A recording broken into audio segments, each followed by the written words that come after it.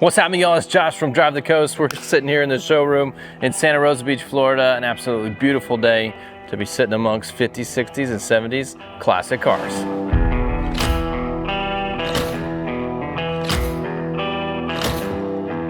Here at Drive the Coast, we look for the most highly desirable classic cars like Camaro, GTO, Chevelle, Bel Air, and all those type of cars. We want to find the best cars that we can find for the money. We're not always going to be the cheapest. We're not always going to be the most expensive. We're going to be the best value for your money overall. We're going to go through the cars, make sure they're ready to rock and roll. So when it hits your driveway, you have the confidence to know that car is going to be ready. The best thing about driving a classic car is the way it makes you feel. It's not like a new car. It just isn't, and you can't really describe it until you experience it. Whenever I get new inventory in, I get super excited about it because I found a great deal. I'm excited to hand it off to the next customer. Call up one of my buddies and like, man, you want to go to lunch? Like, I just got this 66 Corvette drop top, let's head out. And pick him up, and it's just, it always brings a smile to people's faces. You know, you just can't be disappointed when you're sitting next to a gorgeous 66 GTO or a 66 Corvette, or really any of these cars that are in the showroom. There's just something, a feeling that comes up from inside you, and it's just unexplainable.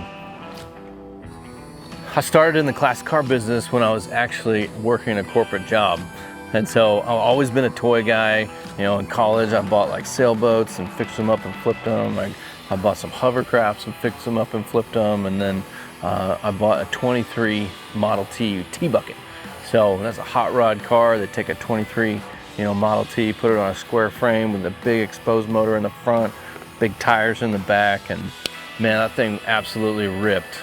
Bought it as a toy to keep, and wife and I go on our first date, and it's got no windows on the side, exhaust coming out the side. It was loud, and it was awesome, and we just enjoyed it, and I knew I got a good deal on it, and knew I could do something with it, and so ended up selling it. And I was like, God, babe, this is so fun. I love working with these old cars.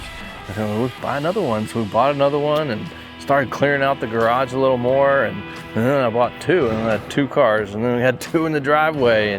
And it just kind of expanded from there. It just really grew into a passion, and started talking to the people, the clientele, that buy these cars. They're just different type of people. They love them. They love the hobby of them. They love the passion behind them and the stories behind them. And so just getting to hear people's stories, whether it's been in the family for 50 years and it's made it all the way through, or whether they had them when they were 16 going to high school, in the 60s and 70s, and they tell me all these stories of drag racing on the weekend and pulling that 396 out, putting it back in, rebuilt the next day. And that's what they did. They didn't have cell phones, they didn't have screens. They had cars that really that mean something to them, that they grew up with, and just the memories attached to that. I've never heard somebody say they regret buying a classic car.